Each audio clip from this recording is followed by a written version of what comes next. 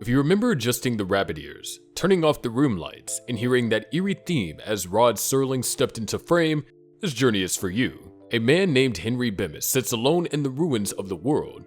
The bombs have fallen, humanity is gone, but he smiles, because the library still stands. He finally has time to read, time to be content. Then, his glasses slip. They fall, and they break. This was not simply a twist, it was the Twilight Zone, where every comfort arrived with a catch, and every story left with a lingering truth. Television in the 1950s was built for comfort. Families gathered around black and white sets for stories that reassured them. Sitcoms ended with a smile. Westerns ended with justice. Newsreels reinforced a belief in order and progress. American life, as presented on screen, was cheerful, dependable, and safe. But then something quietly revolutionary appeared: the Twilight Zone. It didn't offer easy answers. It asked unsettling questions. What if your neighbor wasn't who you believed him to be? What if achieving your heart's desire led only to ruin? What if the real danger wasn't out there, but in here? At the center of it all stood Rod Serling, a World War II veteran with a restless conscience and unflinching voice. He wanted television to do more than entertain. He wanted it to provoke thought, to challenge assumptions, to hold up a mirror.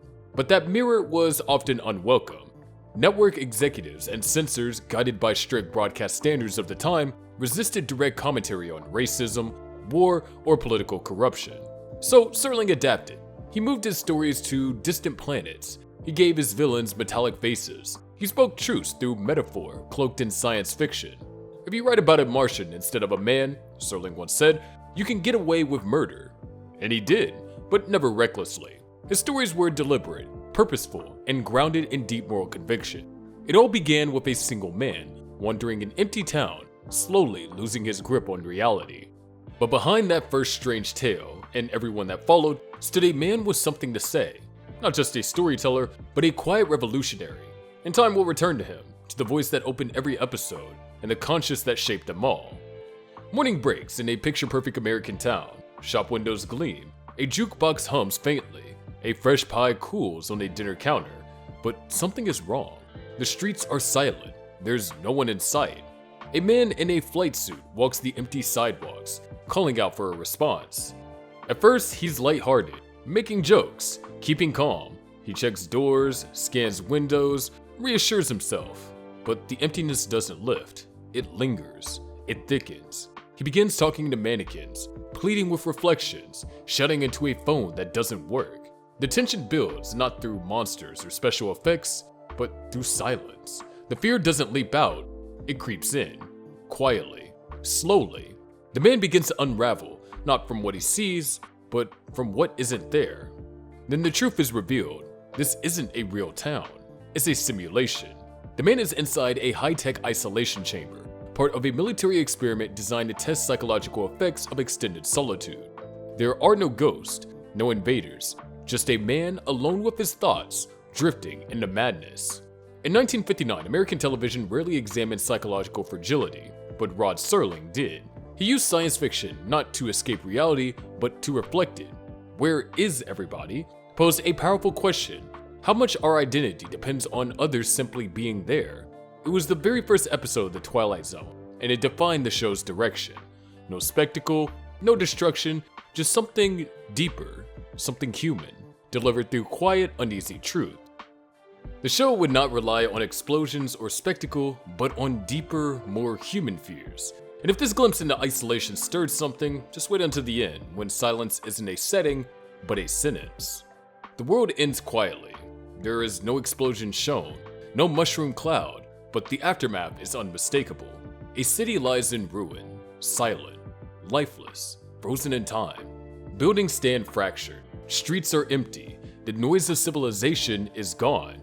Henry Bemis, a timid man with thick glasses and an enduring love for book, survives by chance, shielded in a bank vault where he had gone to read during his lunch break. He emerges into the wreckage alone. At first, panic rises. He wanders through the destruction, calling out for anyone, but no one answers. Then, amid the dust and silence, he finds something miraculous. The public library still stands, shelves upon shelves of book, intact, untouched, waiting. Suddenly joyful, Henry begins to sort the books by genre, author, and year. He plans his reading by the calendar. He imagines peace, time, and endless stories, a lifetime of quiet fulfillment. But then he stumbles. His glasses fall. They hit the pavement and shatter. Nearly blind, he reaches down, fumbling. He cannot see the pages. The books are there, within arm's reach, but forever out of grasp. He sobs. "It's not fair," he says. And it isn't. This episode aired in November of 1959, in shadow of Cold War tension and nuclear dread, but its message stretched beyond its time. Do not wait to embrace what you love. The things we treasure, time, solitude, passion, can all vanish without warning.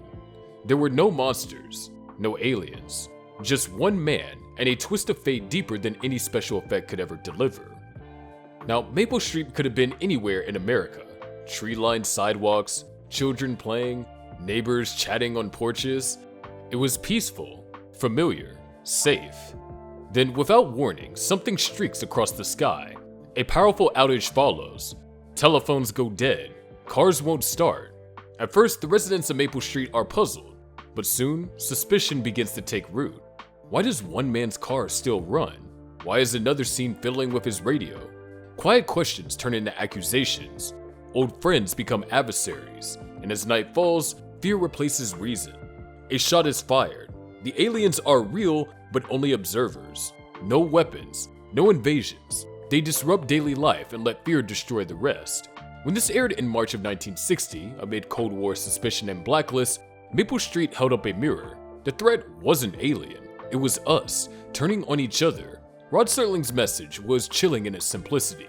The greatest threat may not come from beyond the stars, but from within our own communities. When fear overpowers reason, there was no elaborate effects, just a street, a storm of suspicion, and a truth that still resonates. In a stark, unnamed future, a librarian is summoned before the state. The charge? He is obsolete. Books are banned. Religion is forbidden. Independent thought is no longer welcome. The librarian, played with quiet strength by Burgess Meredith, stands before a tribunal that declares his very existence unnecessary. He resists, not with violence, but with dignity, inviting the chancellor to share a locked room with a ticking bomb. The librarian accepts his fate. The chancellor begs for mercy and is spared, only to be declared obsolete himself. When The Obsolete Man aired in June of 1961, its warning was clear. Tyranny doesn't need monsters. It begins with silence, erasure, and the belief that some people no longer matter. Yet, the episode is more than a Cold War parable. It is a reminder of the enduring power of the individual conscience, of literature, of belief, of quiet defiance in the face of soulless authority. Rod Serling, once again, said what others could not. By setting it in a distant, unnamed place, he told a truth many recognize all too clearly.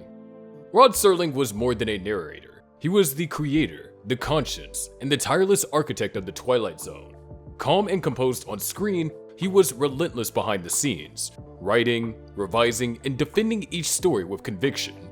Out of 156 episodes, Serling wrote 92 himself, but his greatest challenge wasn't crafting stories, it was navigating what came after. Strict network censorship imposed tight limits. Any reference to racial tension, political abuse, or religious themes was often discouraged due to sponsor sensitivity or public concern. Rather than retreat, Serling adapted. He moved his message to outer space. He gave his villains mechanical faces. He cloaked his critiques in allegory. If you write about a Martian, he once said, you can get away with murder. But his intent was never to provoke. It was to illuminate. His scripts were not stunts, but parables crafted with elegance, rooted in conscience. His questions still echo. How do we treat those who cannot fight back? What liberties are we willing to trade for convenience? Are we truly thinking or just drifting through the distraction? In a television era built on comfort, Serling chose discomfort. While others reassured, he asked, and in doing so, he gave his audience not just stories, but mirrors. Mirrors were still holding up, even now. In today's media landscape, would Rod Serling's truths be welcome, or silence all over again? The Twilight Zone didn't just entertain, it challenged, unsettled, asked questions that others avoided, and decades later, its echoes remain. If these stories stir something familiar, we'd be honored to have you along for the journey. When you share them, you keep their message alive. For those who remember, And for those yet to discover them,